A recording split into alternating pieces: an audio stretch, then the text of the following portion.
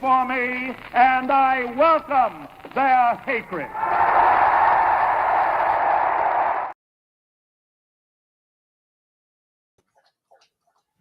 What is up, everybody? This is Hater Radio. My name is Chris McLean. I'm here with my co-host, Ian Gibson. How are you, Ian? I'm doing really good, coming back from the nicest funeral I've ever been to with that Texas-Florida game. I mean, you picked a very poignant game to attend, but I luckily backed out of that, so I'm grateful that I didn't have to go and witness that. But we'll get into your thoughts. Actually, let's do it now because we already did the recap the other day. So let's give me some of your insight of what you saw there and what was going on at that game. So, first of all, I'm as bad as the score was, it is exactly how I expected that game to go because you're down to your second and third strings. The team is bad. There was no starters pretty much. And when you have that and you're playing Texas, who's off a bye week and healthy and coming off a loss to Georgia, and it's in Austin, yeah, that went the way you would exactly expect it to be. It was the equivalent of when you're playing NCAA and you're playing like a C- school. That's exactly what happened. Florida was just like outmanned, outcoached, out everything. They in Texas just clearly showed they were the better team. I don't like. I know I give Napier a lot of flack, and honestly, rightfully so. I can't give a bit to him on that one. It's hard to like game plan when you're on your third string quarterback who is a preferred walk-on from an Ivy League school, and his first start is, "Hey, you're in the heart of Texas. Good luck." So, I mean, yeah, they played as bad as I expected them to play. I will give credit. Jaden Baugh actually had a solid game for what it's worth. He was definitely Jackson. And Jackson. It was the one bright spot. Yeah, I mean, all in all, Texas took care of business, got the job done. They really showed that they are still, as good. Because I said the one chance Florida had is if Texas, slept on this game, and they didn't. They clearly have the focus to keep going and try to either sneak back into the SEC championship or, be a lock for the playoff. Excuse me. But all in all, great win for Texas. Another terrible loss for Florida in a really rough week that it was. No more to say. I will say the atmosphere and all that, the crowd was absolutely fantastic. That was one of the nicest stadiums I have ever been to. I do want to personally thank my uncle, Uncle Kurt, who invited me, and more specifically, my aunt's cousin, who is actually head of sports and science at Texas, who was able to get the tickets, and we were actually able to go onto the field and see, DKR for itself. All in all, great place. Obviously, college football town. It was a fantastic place to go to. I just wish it wasn't at the expense of murdering a bunch of reptiles. Anywho, all in all, would love to go back, just not if they're playing Florida. I was going to ask you, what did you think of the town itself? Did you get to go to 4th Street and experience some of the live music? We were unable to. We didn't have the time for that. We did get to experience a lot of the food. We went to a lot of the barbecue places and steakhouses. Absolutely incredible. That's one thing I know from Texas. My soon-to-be wife is from the Dallas area, and anytime we go to Texas, they have amazing barbecue, and Austin was absolutely no exception. Fantastic food. That was definitely the highlight of the trip, besides the game. It is honestly a fantastic town, and you can tell how dedicated they are to the Texas University, with the football team and even the basketball team. We went to a basketball game there, and that facility was insane. That was the nicest basketball arena I've ever been to. Overall, just a fantastic. I highly recommend, if anybody's doing a trip to Texas, Austin would absolutely be a place you want to go. Great food, great city, a lot of history there. I highly recommend if you're traveling. I really hope for the Gator fans that did go, they were able to experience some of the other, great things that Austin had. So they didn't just have to go with an awful loss on the way back to Florida. But Yeah, absolutely great time. Like I said, I would love to go back for another game.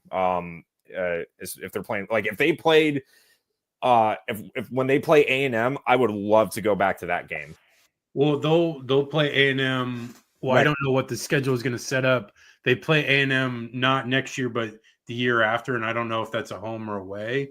But yeah, I did the same thing. I went to the A&M game when Anthony Richardson was starting, and I flew into Austin, stayed there for a couple of days, and then drove over to College Station, and it was great. I had a blast.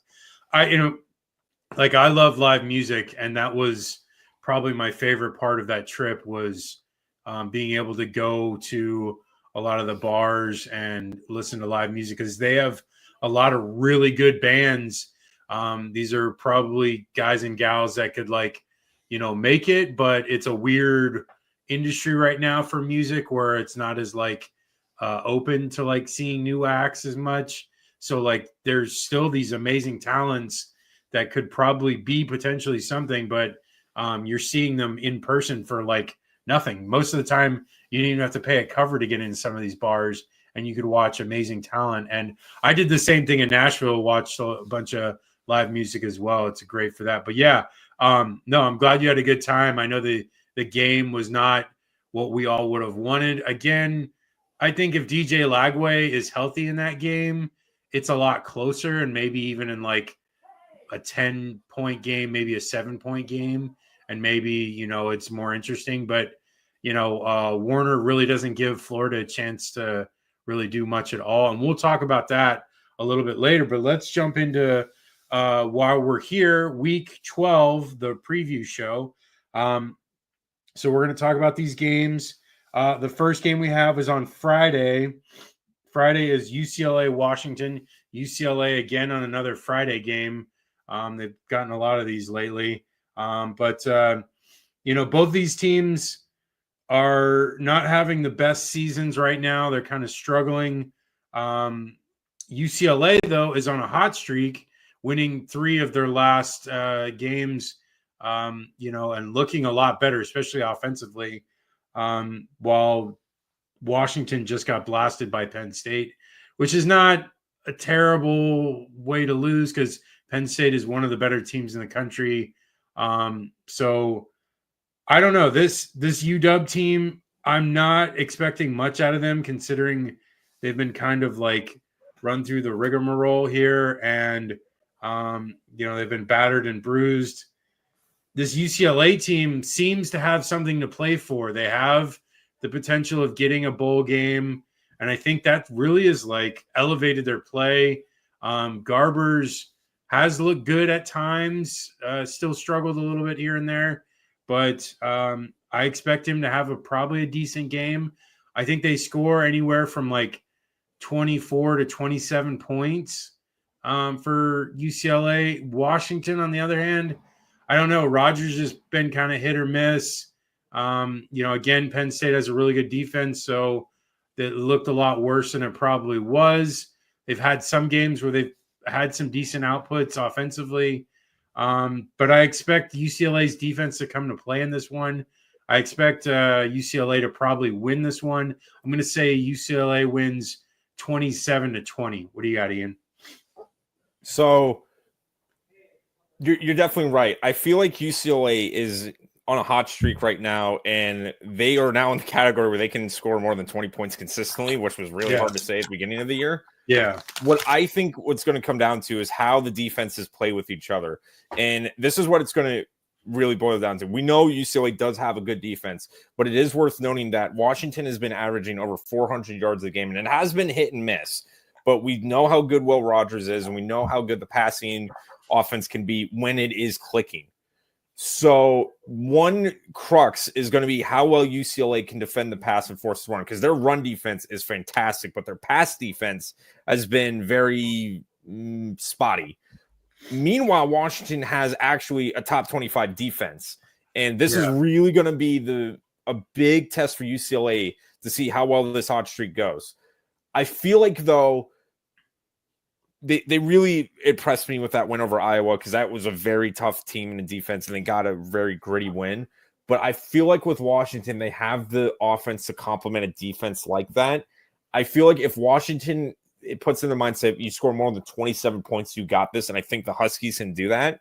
I think it keeps it close, but I'm gonna take Huskies winning. I'm gonna go with a 30-24 win for the Huskies. I think it'll be a close one. Okay. Next game we've got is Texas, Arkansas. Arkansas QB Talon Green is set to come back. I think he gives them the best chance to beat Texas. If he's not in there, they're quite average, maybe even below average. But I feel like Arkansas with Talon Green is more of a threat in both the run and the pass. And he's a good quarterback. I've liked him all year. I think if he has been healthy all year, they may have had a few less losses. They should have beat that Oklahoma State team earlier in the year. That was kind of like a ridiculous loss. But, they did get the win against Tennessee. I don't think they're going to win here. This game is an old rivalry that went dormant for many years. So it's interesting to see this come back. I think Arkansas is good enough to hold Texas to 28 points. But I think Arkansas is going to struggle to score enough points to be able to threaten Texas here. So I'm going to say Texas wins 28-20. What do you got, Ian? I think Texas with this game, because Arkansas's defense in the SEC is actually third worst in the conference. The only team they're ahead of is Florida and Mississippi State. And I just saw what Texas did to that Florida defense. As battered as they are, that is pretty much a defense that Texas knows how to beat. And I feel like Texas is going to have their way. I do think for Arkansas to win this, it's going to have to be an old Southwest Conference shootout. You're going to have to score as many points as you possibly can. But I feel like that defense with Texas is really up to the challenge. Now, the thing is, Texas's defense hasn't been tested with a quarterback like Green before, so that is something Arkansas could have their advantage. But I just don't see them keeping up with that offense or the defense being able to get that many stops on them. So I'm going to go Longhorns winning. I'm going to go with a 38-20 victory for Texas. Okay, let's move on to Utah, Colorado. Now, Colorado is second in the standings for the Big 12, so these next couple of games are huge for them, and especially some of the exterior games like the Kansas State games, Arizona State, and Iowa State. So they have to keep winning, and they have to hope that some of these other teams lose. So I think because Utah's defense is good enough to keep them in this game, I think it'll be closer than what Colorado expects. The problem is Utah's offense is so bad, both off passing and running, that I don't know what to expect from them, especially coming off a last-second loss to BYU. Are they going to be just reeling from that? They do play the pass really well defensively, and they should be able to thwart Colorado a bit. Colorado is really good in the turnover margin, and Utah is not. So that may play an issue here in this game as well. Colorado doesn't really run the ball as well, which that could be an issue. But again, I feel like Utah will keep them in the game. Their defense will keep them in the game, but then Colorado may just score enough to win. I'm going to say it's going to be like a 27-17 game. What do you got, Ian? So with Colorado's wins, they have first of all, it is definitely admirable for what they've done. We thought that we were leaving them dead in the water after the Nebraska game, and they've been almost beat Kansas State, blew out UCF, and they've been reeling off wins, and now they're bowl eligible. Yeah. And then they're really in the driver's seat for the Big 12 title. So they really they're their own worst enemy if it comes down to it. Potentially playoff team. Potentially, exactly. Which I don't think anyone would have believed after last year when they were 4-8. I mean, there was a lot of media saying that stuff, but it was like, oh yeah, whatever. But now it legitimately it is possible. You're exactly right. I do want to note though, out of the teams Colorado has beaten in the past 5 games, they lost to Kansas State, which was a close one, a 31-28. But the week before they beat UCF. And their last 3 wins have been to Arizona, Cincinnati, and Texas Tech. Texas Tech has the 2nd worst defense in the Big 12. Arizona has the 3rd worst defense in the Big 12. And Cincy has the 5th worst defense in the Big 12. Utah has the number 1 defense in the entire conference. This is going to be the biggest test for Colorado this year. I'm sorry. I know they got games ahead, but this is the biggest test. This is going to prove how legitimate they are. I feel like, though, if with Utah, they can keep Colorado within the 20-point range, but I don't see Utah scoring that much because the offense is just really spiraling. Now, they've been playing really close games. It was a close game against Arizona State, TCU, Houston, BYU, obviously the BYU game with all the controversy that comes with the Holy War. But for me, I feel like Colorado has got enough playmakers that they can get a late score and win it close. I just don't see Utah having that in them. I feel like they're in Boulder. They'll do a good job in, feeding off the crowd. I'm going to go Colorado winning a close one. I'm going to go with a 27-20 win for the Buffs. Okay. Next game we have is Clemson, Pittsburgh, or Pitt. Should have just said that. I don't know why I said Pittsburgh. So Clemson, coming in with one of the better offenses in the country. I don't think people realize how good that this offense is, both on the run and the pass.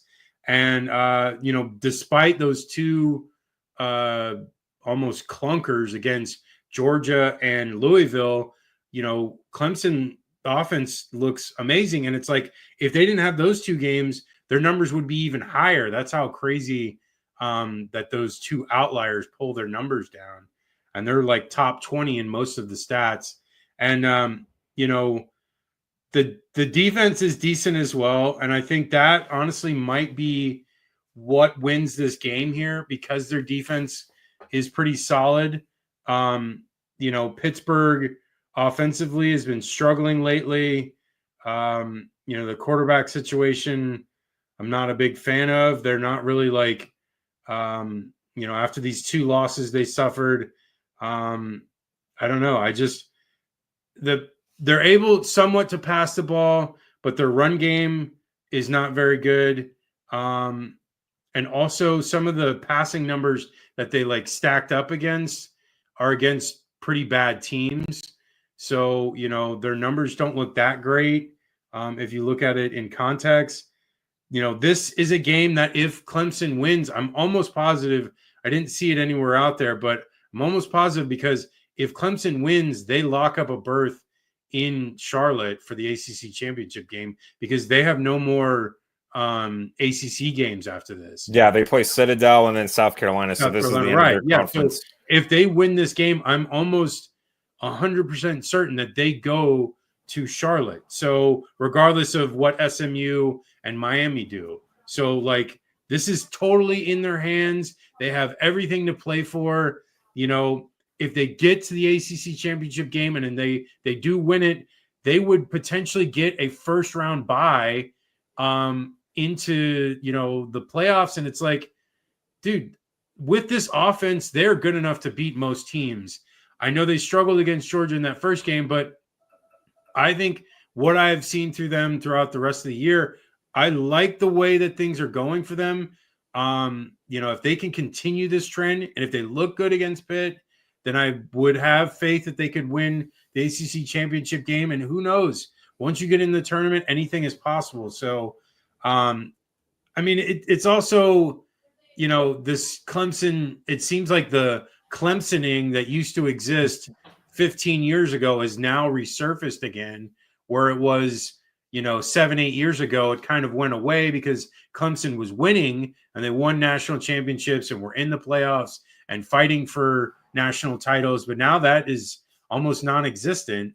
And, I don't know. I mean, I think I've come around on Cade Klubnik. I was not sold on him last year, but now I feel like he's gotten better. And I think that has been the difference in this offense. Maffa obviously is as good as he is. He'll be solid and he contributes at least 100 to like 120 yards a game. But it really is Cade Klubnik who's been able to distribute the ball and to be an effective, signal caller. And I think that's the difference in this Clemson team. But Ian, your thoughts? Yeah, I feel like with Clemson, the offense has been really clicking, and it wasn't the most impressive win. I mean, it was a 24-14 win over Va-Tech. But I just don't see Pitt with the offense they have had. I mean, they lost to Virginia, which was not good, and they got blown out by SMU. They have been averaging around the 20-point margin, and it's not, anything to see that. But another thing to note is that Clemson, they've still been, have a top 5 defense in the conference right now. So they've been showing up when it matters. I don't see Pitt, I just don't see them scoring enough. It is in Pittsburgh. It'll be at Heinz Field. So might be tough, but I feel like Clemson, if they, again, similar to Colorado, if they just do not get in their own way, because we have seen Clemson be their own worst enemy with turnovers and penalties. If they just play a clean game, I think they got this, and I think they will. I'm going to go Tigers winning. I'm going to go with a 30-14 win for Clemson. And I didn't give my prediction either, but yeah, I feel like Clemson should win probably, I'm going to say like 32 to like 17. Okay, let's move on to Tulane Navy. Now, this Tulane team, left for dead after those first 2 losses to Kansas State and Oklahoma, but they've pretty much obliterated everyone since that point. They're really good on defense on both in both phases of the game. Offense is primarily more run orientated, and they are effective through the air. Their turnover margin is pretty healthy, so that's good. So they're effective there. And I think that may come into play if turnover margin with Navy, because Navy does turn the ball over a bit. And I think that may be a problem for Navy in this game. Their defense is also opportunistic, but I like Tulane to be able to make chances here. In that USF game, Navy had a ton of explosive plays, and I don't think that's going to happen in this game. I think Tulane is going to be more sound and be more effective in keeping it in front of them. And if that's the case, then Tulane should win this one. This is a potential spot in the ACC championship game on the line as well, because both of these teams are right there. It's Memphis, Tulane, Navy, and Army, all 4 really right there at the end. So, and they're all kind of playing each other because Memphis and Tulane play each other, Army and Navy play each other. So there's a lot going on in the next couple of weeks for the AAC. I like Tulane in this one. I know Navy's had a good season so far, but I like Tulane to win. I'm going to say like 31 to like probably 22. What do you got, Ian? Yeah, for me, with the exception of the Tennessee-Georgia game, this is no joke my game of the week, because You're right. Whoever wins this is, almost all but a lock for the American championship. And both teams have, had incredible seasons, and Tulane has just been a team like with a vendetta. They scored 70 on UAB, and they won a shootout against North Texas, blew out Charlotte, blew out Temple. They've been beating the teams convincingly that they are supposed to. Navy, they had the back-to-back losses for Notre Dame and Rice. Now they get a good one against USF. This is what it's going to come down to. Now, it's going to be like we always say, how well can you defend the run of Navy? Navy with the option attack and the just straight up run game is going to really make or break. Tulane still has a top 25 defense. I think they're 16th in the country right now on defense, and Tulane I think is second in the AAC in total defense. So I feel like with Tulane, they'll be able enough to mitigate the run to where Navy can't play their game. So where they're trying to play keep away, where they're trying to, make sure Tulane doesn't have the ball, because Tulane still has a really good offense, second best offense in the American Conference. And we've seen what the scoreboard says. I think this is, if Tulane can get in the backfield and not play a Navy type game, Tulane's got this. And I think they will. It is in Annapolis, so they got to go north. It's going to be cold. And the stigma of southern teams playing in cold weather, but I think Tulane gets it done. It's going to be a really gritty win, but I think the Green Wave win and head back to the AAC championship. I'm going to go Tulane winning with a 28-20 win. Well, they still would have the Memphis game, so it's not a guarantee that they get to the AAC if they even win this game, but it is like the next 2 weeks we're going to figure out. They'd be in the driver's seat. Yeah, they would be pretty assured of it. Okay, moving on to Virginia, Notre Dame. This is a sneaky game because Notre Dame has a really big matchup next week against Army, which I'm really excited for. I hope we can see that Notre Dame wins this, because I want to see that undefeated Army against a one-loss Notre Dame. I don't think that's been a thing since the 40s. So that would be a huge matchup. But Virginia has a decent offense, better passing team than they are at rushing. Their defense is below average. Notre Dame, they look really good on both sides of the ball. One of the better defenses in the country. They're good at both stopping the run and the pass. Plus, they force a lot of turnovers, and the offense has been really good. They have a high completion percentage. They don't give the ball away too much. It really only stands out to this Notre Dame team because they lost to Northern Illinois, and it still looks bad because Northern Illinois lost to Ball State, Buffalo, Toledo, and NC State, who's looked terrible the rest of the year. So it's that doesn't look good for Notre Dame, but the rest of the games that they've played, they beat A&M, which has been a top 15 team almost all year.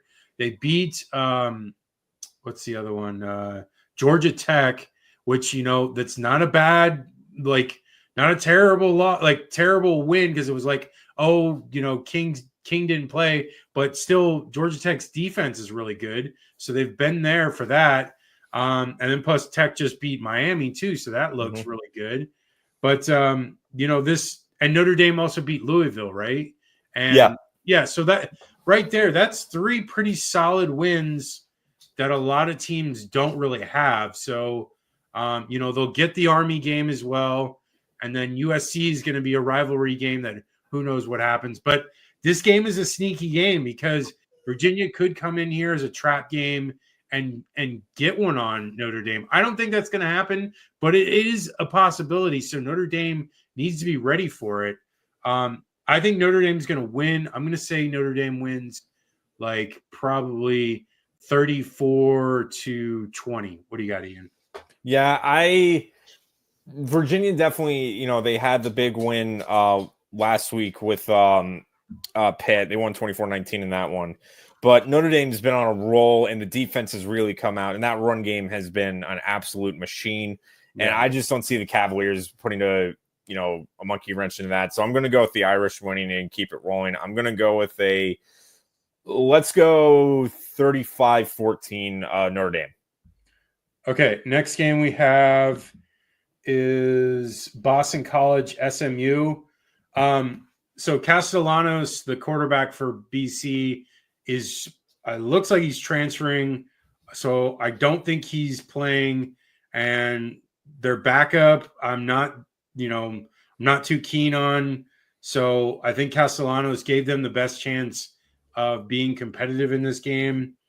SMU with Jennings has been very effective. They on defense as well. They've been keeping opposing completion percentages low. They're average at the turnover margin, and they have a high yards pass per game, even though they run the ball very, very much. So, like this SMU team is effective in both the run and the pass, even though they don't even throw the ball that much. And so that honestly, I believe that SMU should be able to win this handedly. I think they're just an overmatched team. BC is overmatched here, and I think that SMU, has the talent on with their running backs, with their wide receivers to make a good enough amount of plays and defensively to hold them in check. So I'm going to say SMU wins like 38 to like 17. What do you got, Ian? Yeah, with the news of Castellanos going in now, it's going to likely be Grayson James stepping in. It's not good look for BC coming into this one. And like you said, SMU's balanced attack, as good as they are on the run, when they need to pass, they absolutely kill it. I just don't see, BC getting enough points on SMU. It's in Dallas. I don't think it'll be good. I know they had a, gutty win against Syracuse, but I think after, SMU put 48 on Pitt, I think they're, rolling here. I'm going to go Mustangs winning. I'll go 37-17. Nice. Okay. So in comes this huge game for Billy Napier. There's 3 games left. They have a real possibility of getting to a bowl game. The FSU game they should win. Not that they will, but there's a good possibility that they should. They're going to be favored. FSU at most will have 2 wins coming into that game. And so that means that they need to win one of the next 2 games to get to bowl eligibility. So they need to beat either LSU or Ole Miss. I feel like this game gives them the best opportunity to get to the potential of bowl eligibility. Now, DJ Lagway was hurt last week. He was hurt in the Georgia game, didn't play last week. He was warming up, looked like he may, but he didn't end up playing. And Warner came in and played, and he's just not very good. He's, a preferred walk-on from Yale. I don't know why they're not playing the other kid, the kid from Colorado State. But I feel like if DJ plays, which as of today, I saw that in his SEC phone call with everybody that he said that DJ is progressing. So he didn't give a thumbs up to yes that he's playing, but it seems likely because he's practicing more and more, which is a good sign. Even a limited DJ Lagway is, 99% better than a fully healthy Warner, which no offense to the kid, it's just the reality. DJ is, uber talented and, his future is super bright. And that's just the reality of the situation. And, in this game, though, LSU, their defense is like a below average defense. And, they're passing the ball a ton, 61.16% of the time. And they're very good at it. They're one of the best passing attacks in the country. They have a below average turnover margin. So, LSU, if you can hold the passing game in check, but the problem is Florida is coming into this game with injuries to both Devin Moore and Jason Marshall being out for the rest of the year. So Kermani McLean and I can't remember the guy that's the other starter, but those 2 starting cornerbacks are not who Florida normally has starting. So that's going to be an issue there in the passing attack. I feel like if DJ's in the game and if he is able to hit the long ball, which, is going to be the biggest aspect of Florida's game, which I think LSU is gettable in that case, then Florida can keep in this game. I think it's going to be a struggle on defense without their starting corners. I think they're going to probably give up at least 25 to 32 points. And, DJ would have to put up a ton of points against them to really be effective.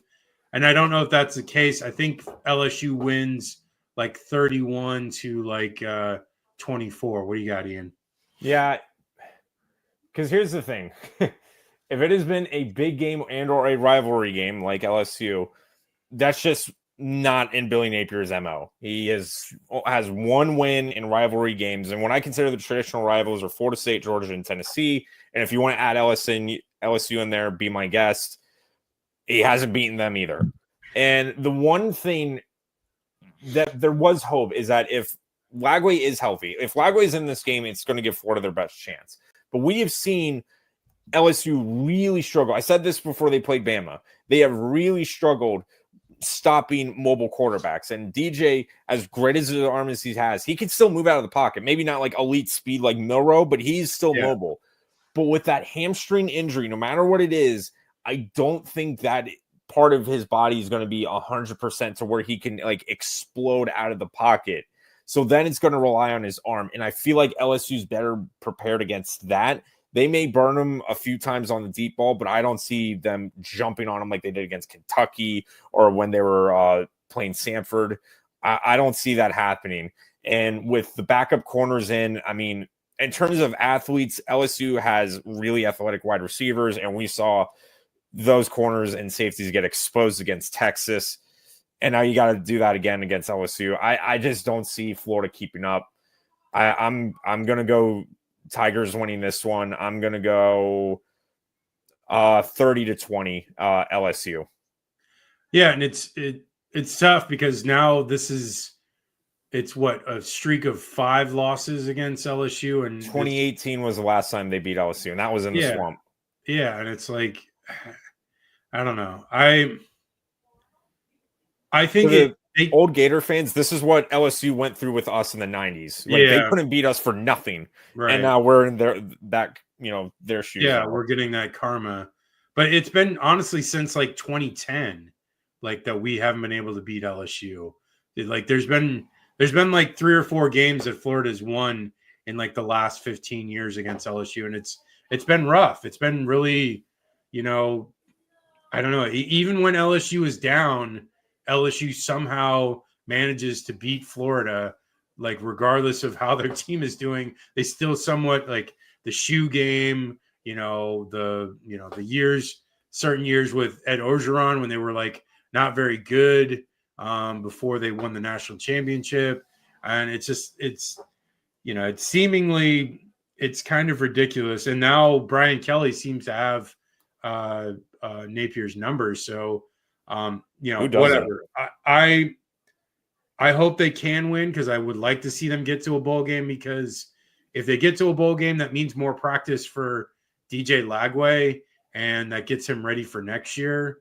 So I'm hoping for that. That's literally the only thing that I'm hoping out of the next 3 weeks is that we get more practice for DJ so that he's ready for next year. That's the only hope I'm having for the rest of this year. Okay. Next game we have is USF Charlotte. I tweeted Joey Knight from Tampa Bay Times, who covers USF. He also covers Florida as well. But he said that he did not hear Alex Golesh mention Byron Brown in his teleconference. And so that means likely that if he's not even talking about him, he's probably not going to play. Now, he was at practice the other day. There was a photo of him on Instagram on the football's account, the USF football account, but doesn't mean he's going to play. So more than likely, it's Bryce Archie again. He is capable. They struggled against Navy. They were moving the ball, but they were not finishing drives. There was a lot of turnovers. They should be able to move the ball on this team. Charlotte is not good at almost any aspect of football.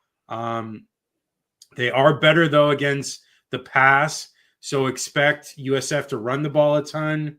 But the funny thing is this Charlotte team did have a lead against Memphis not that long ago, and it was late. It was like a minute or two left in the game. So this team is not complete dog crap, but it is not very good in a lot of aspects. I expect, I know it's in North Carolina, in Charlotte, so it'll be a tougher game because of that, but they don't have a crowd. So like there's going to be no one at this game, so it's not like it's going to be that big of an advantage for Charlotte. I expect USF to play pretty well in this game. These are the last couple of weeks here. They've got Rice after that as well, and they've got what's the other one? Rice, Charlotte, and Tulsa. And so they have to win out these games. They're 4-5 at this point, which is funny because all the teams that we cover are 4-5, which, I definitely wouldn't have thought about that about USF, wouldn't have thought about that about USC, but UCLA actually looks kind of good now at 4-5. And Florida, who knows? We'll see what happens with them. But interesting that all four are 4-5. But no, I think USF can win this game. I think if they run the ball, they'll be able to eat up yards and get first downs that way. And I think if that's the case, and maybe some explosives here and there in the passing attack, probably not much, because again, Charlotte is effective in the pass defense. So I'm going to say USF wins like 28-24. What do you got, Ian? So I think, at least for me and other USF fans, the season has definitely not been what they wanted. We were kind of expecting like that big jump to maybe be like an AAC contender, and it really hasn't happened with or without the injury of Byron Brown. They did have a really tough schedule, and this is what we were expecting, kind of the back end of it, that it would lighten up. That loss to Navy was tough, but the one thing you can say, at least if you're Alex Golich now, is that you're in like games that you're expected to win now, and you need to win now because you have 3 games in the road. If you want to help your case, if they do what they're supposed to, Charlotte, Tulsa, and Rice are all very winnable games for USF. If you win those 3, you add another win. You had one more win than you did last year. That at least shows that, like, hey, when we get the games we're supposed to, we can win those. It's something to build off of. So when you're going in this game, you cannot be sleeping in this one. And I feel like they know the message here that, they still want to go to a bowl game. They still want to finish strong. And I think they can. Charlotte has really been, especially on offense, they have the second worst offense in the AAC, although they put like 55 on ECU and they were hanging with Memphis. So I don't know. But I feel like this game is going to play out kind of similar to FAU game. If that run game is, rolling through, and I think it can, because, that's one of Charlotte's strengths has been the pass defense. If that run game is working, it's not going to matter. Play keep away, and I think USF can ice it. I'm going to go USF winning. I'm going to go with a 28-17 win for the Bulls. Okay, let's move on to Nebraska USC. I'm probably not going to go to this game just because I want to watch a lot of other games. I mean, no offense to my USC friends, but I just I feel like there's more games to watch on Saturday. There's a lot going on, and I kind of want to watch those. Now, I might go to the USC, either the USC Notre Dame game or the USC UCLA game, which I think I probably will go to the USC UCLA game. But let's talk about this. So Nebraska's defense overall is pretty good. They're better against the run than the pass. Their offense is below average. USC, I think they should be able to contain them. Raiola is prone to mistakes. And also for USC on the offensive side of the ball, Jaden Maiava, I don't know how to say it, but that may be right, replaces Miller Moss at QB. It should give a boost to the offense. He's more of a run threat than Moss. It may elevate the game of other guys around him because now they have to be the defenses have to respect the threat of the run by the quarterback now, especially on the RPO. So if that's the case, it kind of opens up a lot of things for the offense that wasn't necessarily the case with Miller Moss because he's less of a runner. The defense has been solid all year for USC. I expect that to continue in this game. I expect them to have a really good game in this one. I expect, probably 34 points. I'm going to say USC wins 34 to 24. What do you got, Ian? Yeah, for me in this one, this is definitely a toss-up because both teams need a win in the worst way. USC only won one game in October, and it was towards the end, and they started November with a loss to Seattle.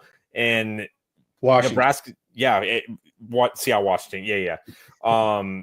And Nebraska's lost 3 in a row in a very winnable game against UCLA they dropped. So these teams need it bad. They need a win bad. I feel like in this one, just Nebraska's offense has really just not impressed me the last couple weeks. Their last win was only a 14-7 win against Rutgers. And as much as USC's defense has been looked at as malign, I feel like they got enough to stop a team like Nebraska with an offense like that. I'm going to go USC winning. I think they just have more weapons on offense. So I'm going to go Trojans winning.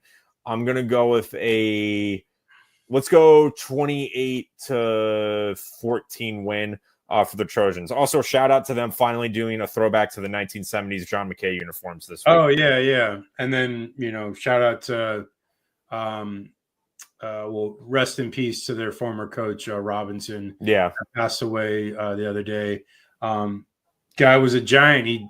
I heard how many All-Americans he had at USC while he was there, and I was blown away. I think it was 20 something, 24 or something. I was like, wow, that's remarkable. Okay, let's move on to Missouri, South Carolina. Now both these teams are ranked, but again, I felt like Missouri has been a fraud all year. They barely survived Oklahoma last week. I think this South Carolina team is for real. They should have beat LSU earlier in the season, and if they had, they would be on the verge of a playoff spot because they'd have a Clemson matchup that really could showcase their worth. And it's a shame that they didn't win that game because it was really close and they were, looked like they were the better team in that game, and somehow they lost it. But yeah, I like South Carolina a lot. I like Sellers. I like their defense. Their D-line is phenomenal. They make a lot of they force a lot of pressure and they get a lot of sacks. I don't think Missouri really is that good. I think we've all seen that all year long. They got smoked by Texas A&M. They got smoked by Alabama. They're just not a good team, and they've just had an easy schedule to really inflate their record. So I'm going to say South Carolina wins this. I'm going to say it's going to be probably a 30-22 game. What do you got, Ian? Yeah, I agree. South Carolina, the difference between these two teams is that South Carolina has been in these big games, and either they've answered the bell or they came pretty close to it. They were in a fight with Alabama. They almost won against LSU, and they beat A&M, and they really stuffed it to Vandy last week in Nashville. Yeah. And with Missouri, it's kind of the other hand. They do have wins, but, they barely beat Auburn. Oklahoma game, they had to do the strip sack on Jackson Arnold to win it. They got shut out by Bama, and they got blown out by A&M. There's definitely a disparity between the two. I feel like it's in Columbia. That place, ask, Texas A&M how easy of a game that is. You got to clarify, though, because both of these teams play in Columbia. You got to say Columbia, South Carolina. God, man, what a but I feel like Missouri is going in with a 5-game win streak on South Carolina, but I feel like South Carolina gets it done and they'll be able to run it up on them. I'm going to go with South Carolina of Columbia winning that one. I'll go with a 34-20 win for the Gamecocks. Nice. Okay. Real quick, Boise State, San Jose State. Does Genty go off in this game? I honestly think he does. because this is a thing now that we're seeing is like, no matter what you do, Boise State's going to run on you, and they still can't stop them. We saw that last week with Boise State when they were playing Nevada, and that game was actually close, and they still ran it through his face. Yeah. So I'm going to go Boise State. Now they did have San Jose State had a good one against Oregon State last week, but I don't think they're going to keep up there. I'm going to go Boise State winning.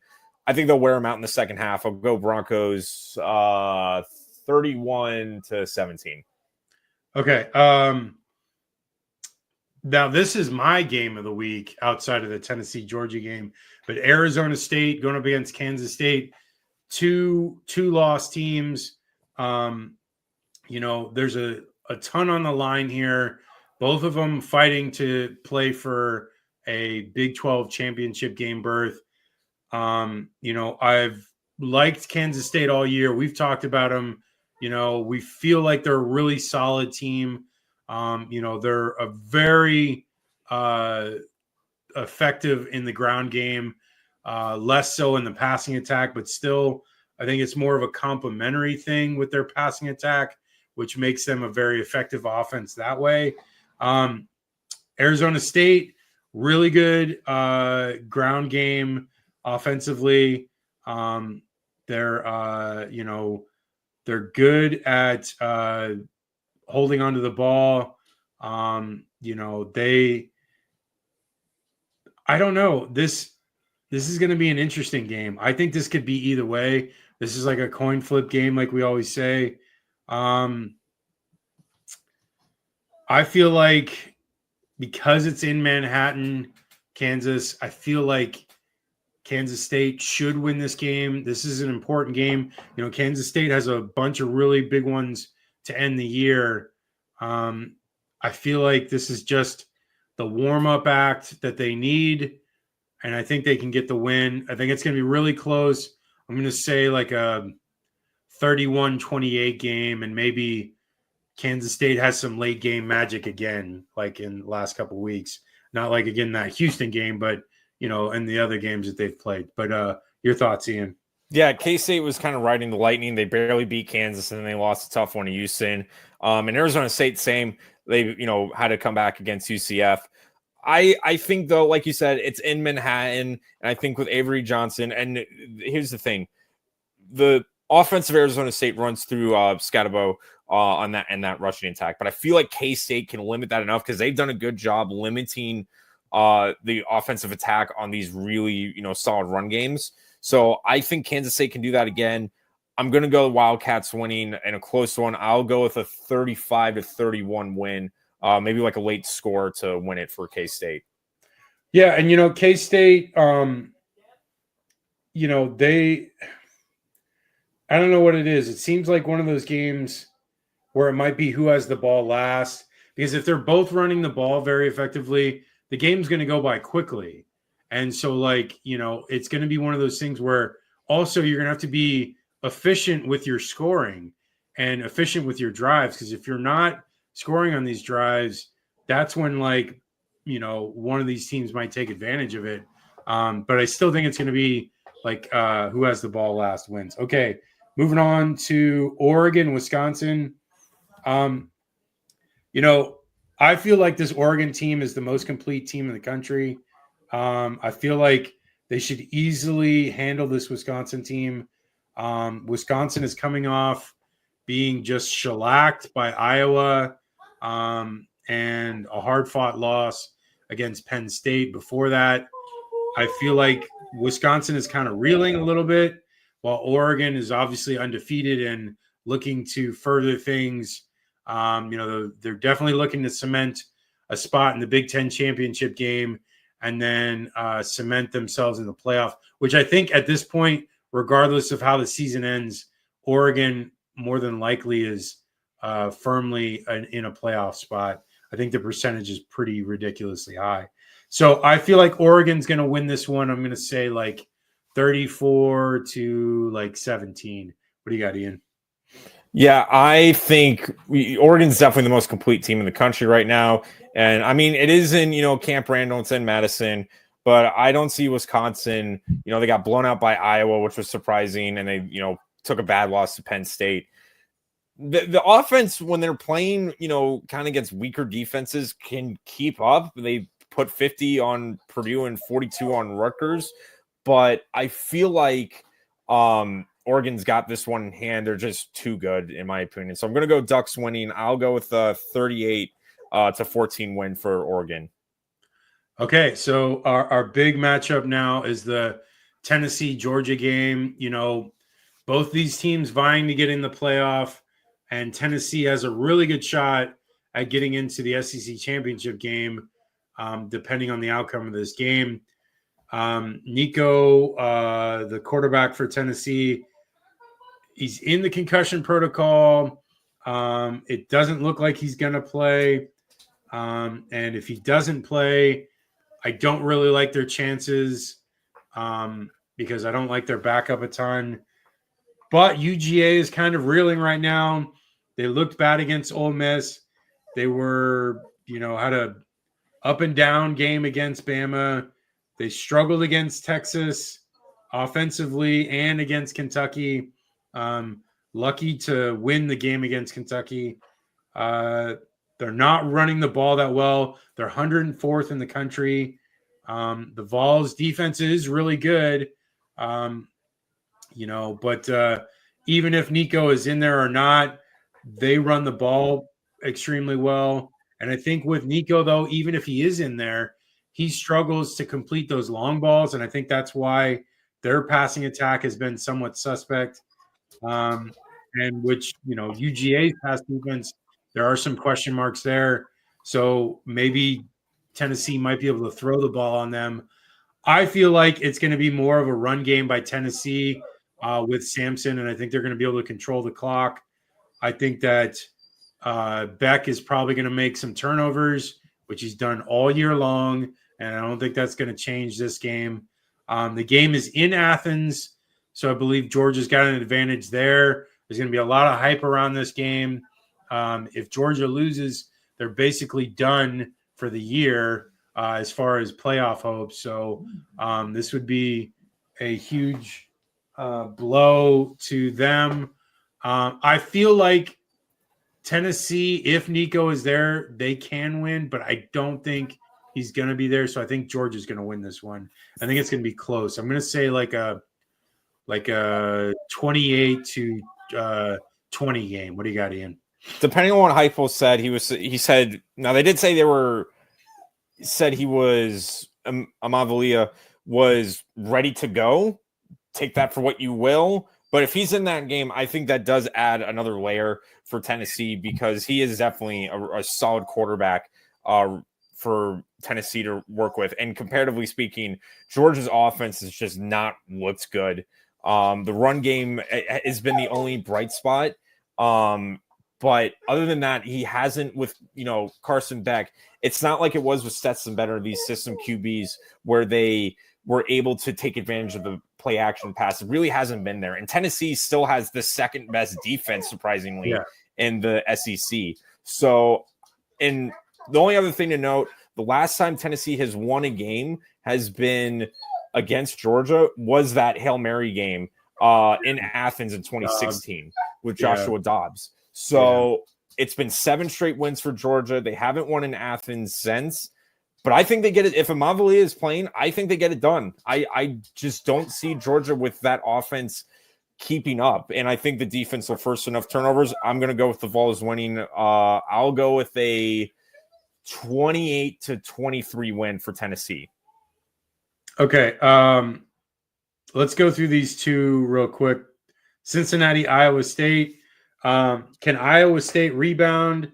I don't think they will. I think they had been winning close games, the UCF game, and now they're losing them. They lost to Texas Tech, lost to Kansas where they looked kind of pedestrian. I'm definitely selling the Iowa State stock. But is Cincinnati good enough? I don't know. I mean, Cincinnati's kind of like an average team. But I'm not feeling Iowa State right now. But you know what? Whatever. I'm going to go with Iowa State. Even though I'm not feeling them, I think they're good enough to beat Cincinnati here. I'm going to say Iowa State wins in a close one, like a 28-24 game. What do you got, Ian? So the offense still for Iowa State has definitely been surprisingly pretty good for them. They were in a shootout with Kansas, and Kansas kind of won out in that one. But they've been playing way too many close games, and I feel like if it is a close game, Cincinnati's got them right where they want them. Sorsby has had a really under the radar season. I think he's had 16 touchdowns already. But I think it's in Jack Trice Stadium. It's a tough place to win at when the crowd is rocking. I don't see Cincinnati getting the win in that one. I think the run game will complement Iowa State enough.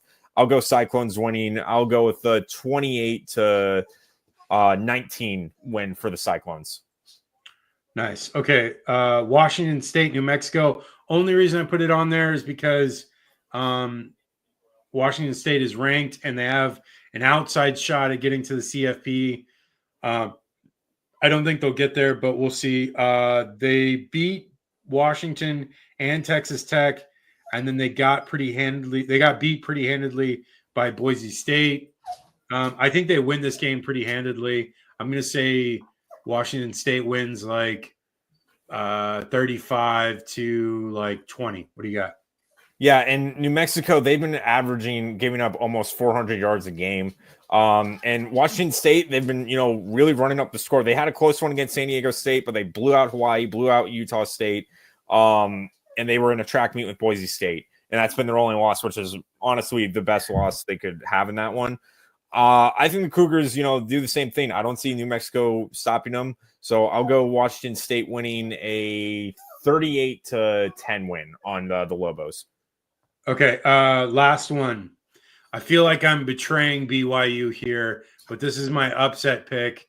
I feel like Kansas has been, trending upwards.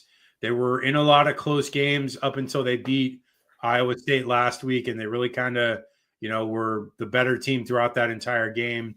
So I feel like they can get the win here. BYU has been, stumbling a bit. They've been in a lot of close games. They needed a miracle against Oklahoma State. They needed a miracle against Utah with a, fourth down holding call, which I did see the replay from up close, and it was clearly holding. The guy grabbed his shoulder pad and pulled him down. So it was clearly the right call, but still they needed that to be able to even continue that drive. So BYU has been kind of, luckily winning these games, but I also like them a ton. Even if they lose this game, I still feel like they have a lot to play for regardless, because I think they still have a really good shot at getting to the Big 12 championship game. It's just going to be a close one. I'm going to say KU wins 34-28. What do you got, Ian? So I definitely am on board with that. The only thing that's going against me for that is that Kansas has not won a road game since the last game of last season. Jeez. And it's been a rough one. And they had a close loss against Kansas State on the road, and they have been playing close games with Arizona State, TCU, all that. With BYU, though, I feel like with Retzlaff and the balanced offense, that's something that's tough for Kansas to combat, and they're going to have to rely on Jaden Daniels' legs to win this one. Jalen Daniels. I feel like with that, BYU can make Kansas's offense one-dimensional, and I think the Cougars get it done. I think they play it closer than they need to, and in that case, Kansas absolutely can pull off the upset. But I think BYU gets it done in the last second. I'll go with a 28-24 win. Okay, that is the show. You can reach us at haterradio.com for all of our articles, for our socials, for Instagram, Thread, Twitter's, X, TikTok. It is at hater_radio. For Facebook, it is Hater Radio CFB. For YouTube, it is at Hater Radio. For now, Blue Sky social media, I just added it today. It is just type in Hater Radio and it'll come right up in the search. I don't know the specific handle. It's some huge long line. But That's where you can reach us there. Ian, what are your socials? It's at Instagram, YouTube, and Twitter at G_Gator_G. So that is the show. And I just want to thank you all for subscribing to Hater Radio on YouTube, because we're now over 1,200 subscribers, which means we have had 1,000 subscribers subscribed since the start of the season, which is huge, which is, astronomical amount of growth. I really appreciate all you guys. So like, subscribe, comment, tweet, post, follow, all of it. Help us out, put it in the algorithm, and we're just trying to grow this brand as best we can. And, it's been a blast. And I'll just say this lastly, enjoy these games, and we'll talk to you on Sunday, 8 p.m. Eastern, 5 p.m. Pacific. All right, take care, y'all.